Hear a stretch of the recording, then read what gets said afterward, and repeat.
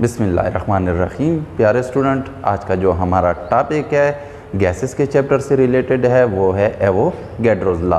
हमने पहले Boyle's law भी पढ़ लिए थे, चार्ल्स लॉ भी पढ़ लिए थे, ठीक है। अब ये उसी सीरीज़ का एक और टॉपिक है जिसको हम एवोगैड्रोस लॉ के नाम से जानते हैं। जिस तरह हमने एवोगैड्रो नंबर पढ़ा हुआ है, फंडामेंटल जो डेफिनेशंस हैं, टॉपिक्स हैं इन केमिस्ट्री वहाँ पर, तो ये उसी के साथ रिलेटेड है। इसको भी अमीलियो एवोगैड्रो ने रिप्रेजेंट किया था और इस लॉ की वजह से क्या हुआ, बहुत ज़्यादा हेल्प हुई कि हम नंबर ऑफ़ मोल्स को वॉल्यूम के साथ कैसे रिलेट करेंगे, ताकि हम बॉयल्स लॉ, चार्ल्स लॉ और जो गैलोसिक्स का वर्क था एब्सोल्यूट ज़ीरो में, तो उस सब को वो जस्टिफाई करता है, ठीक है, हेल्प करता है। तो आते हैं कि एवोगैड्रोस लॉ हमें क्या बताता है। स्टेटमेंट इसकी जो है कि एट सेम, या इसको कांस्टेंट कर दें, अगर constant temperature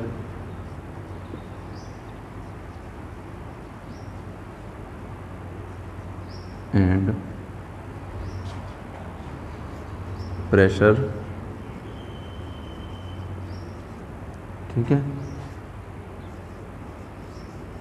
equal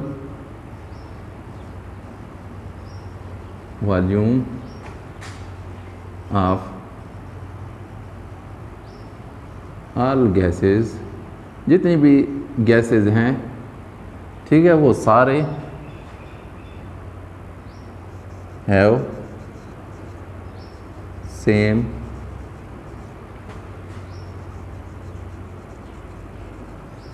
number of moles, यानी कि n। ठीक है, क्या मतलब है कि जब आप एक ख़ास टेम्परेचर और प्रेशर पर मुख्तलिफ़ गैसेस के वॉल्यूम आप डिटरमिन कर रहे हैं या वॉल्यूम को स्टडी कर रहे हैं, तो अगर आपने 1 डेसीमीटर, तो अगर आपने 1 डेसीमीटर क्यूब लिया है, 1 डेसीमीटर क्यूब लिया हुआ है, ठीक है, यानी 1 लीटर ऑफ गैस लिया हुआ है, तो उन सब में इक्वल नंबर ऑफ मोल्स होंगे जितने भी हैं, ठीक है। वो वैल्यू में नहीं, वैल्यू की तरफ नहीं जाते हैं, जितने भी है वो हाफ मोल है, ठीक है, 1/3 है, जितना भी है सबका एक ही नंबर ऑफ मोल्स होंगे अगर वॉल्यूम उनका कांस्टेंट है, टेम्परेचर कांस्टेंट है, प्रेशर कांस्टेंट है, ठीक है।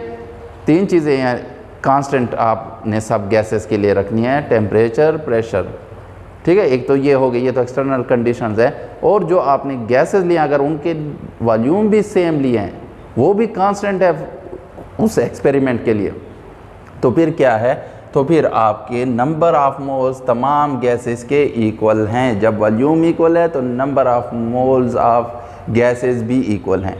तो अगर हम मैथमेटिकली इसको लिखें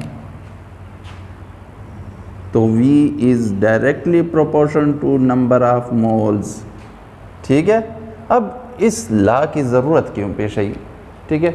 हम जब सॉलिड के साथ या लिक्विड के साथ वो स्टडी करते हैं तो उनका वेट निकालना निस्बतन ईजी होता है। सॉलिड को तो बहुत ईजी है, ठीक है, तो उससे नंबर ऑफ़ मोल्स भी हम ईज़िली मालूम कर सकते हैं, ठीक है, मॉलिक्यूलर वेट और मास से।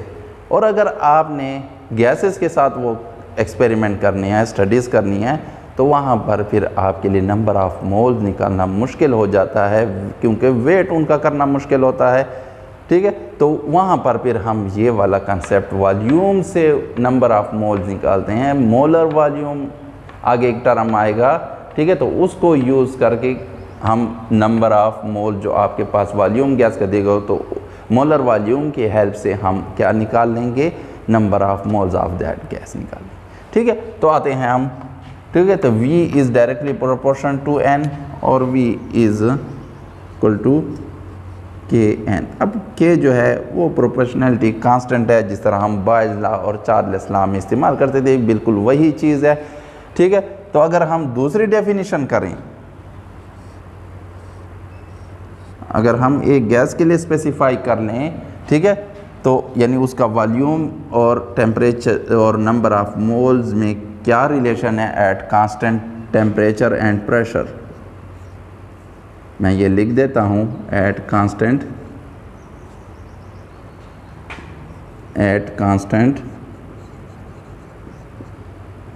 टेम्परेचर एंड प्रेशर, ठीक है। तो इस इक्वेशन के लिहाज से हम जो डेफिनेशन इन अदर वर्ड इस लॉ की डेफिनेशन कर सकते हैं वो ये है, एट कांस्टेंट टेम्परेचर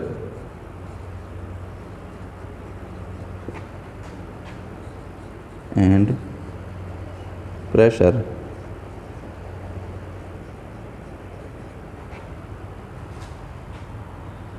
ठीक है, the volume of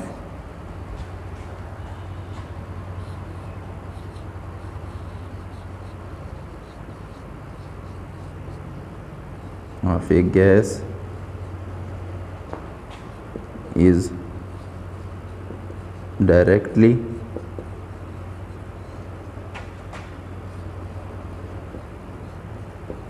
proportional to number of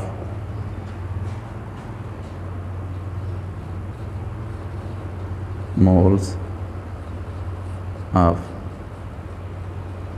that gas। ठीक है, जब टेम्परेचर और प्रेशर कांस्टेंट हो तो फिर वॉल्यूम किसके साथ इंक्रीज होगा, किस पे डिपेंडेंट होगा, वो number of moles of gas पर होंगे। जितने ज़्यादा नंबर ऑफ मोल गैस लेंगे आप उतना ज़्यादा वॉल्यूम होगा। ठीक है, तो ये एमिलियो एवोगाड्रो ने फिर एक्सपेरिमेंटली भी इसको वेरीफाई किया और उसने जब डिफरेंट एक्सपेरिमेंटल स्टडीज़ की, ठीक है, मुख्तलिफ गैसेस पर, तो उसने कहा कि at STP standard temperature and pressure, यानी टेम्परेचर आपका 0 सेंटीग्रेड हो या 273.16 केल्विन हो और प्रेशर 1 एटमॉस्फेयर हो, तो ऐसे कंडीशंस को हम क्या कहते हैं, STP। तो STP पर जो वॉल्यूम होगा फॉर 1 मोल, ठीक है, ऑफ गैस, कोई भी गैस हो, volume is equal to 22.414 decimetre cube. ठीक है, और जब अगर आप टेम्परेचर ले लें रूम टेम्परेचर, तो फिर कितनी वैल्यू होगी, यानी रूम टेम्परेचर हम 25 सेंटीग्रेड थर्मोडायनेमिक्स में लेते हैं, ठीक है, और प्रेशर वही हो 1 एटमॉस्फेयर, तो फिर आपका जो 1 मोल ऑफ गैस होगा वो कितना वॉल्यूम में ऑक्यूपाई करेगा, is equal to 24 decimetre cube. ठीक है, आप 1 मोल लेंगे गैस का अगर STP कंडीशंस हैं, ठीक है, टेम्परेचर 0 सेंटीग्रेड है और प्रेशर 1 एटमॉस्फेयर है, तो 1 मोल ऑफ गैस कितना वॉल्यूम में ऑक्यूपाई करेगा, वो 22.414 डेसीमीटर क्यूब, ठीक है, या लीटर, ठीक है, डेसीमीटर क्यूब लीटर के बराबर। और अगर आप टेम्परेचर रूम टेम्परेचर यानी आप 25 सेंटीग्रेड टेम्परेचर का लेंगे और प्रेशर वही 1 एटमॉस्फेयर रहेगा, तो फिर गैस कितना वॉल्यूम ऑक्यूपाई करेगा, 24 डेसीमीटर क्यूब वॉल्यूम ऑक्यूपाई करेगा, यानी 1 मोल। तो इससे हम क्या कर सकते हैं, अगर हम मोल मालूम करना चाहें कि कितने मोल हैं, तो उसके लिए ये फिर गैस के लिए फार्मूला निकला था, वॉल्यूम ऑफ गैस, ठीक है, जो वॉल्यूम में ऑक्यूपाई कर रही है gas, divided by molar volume.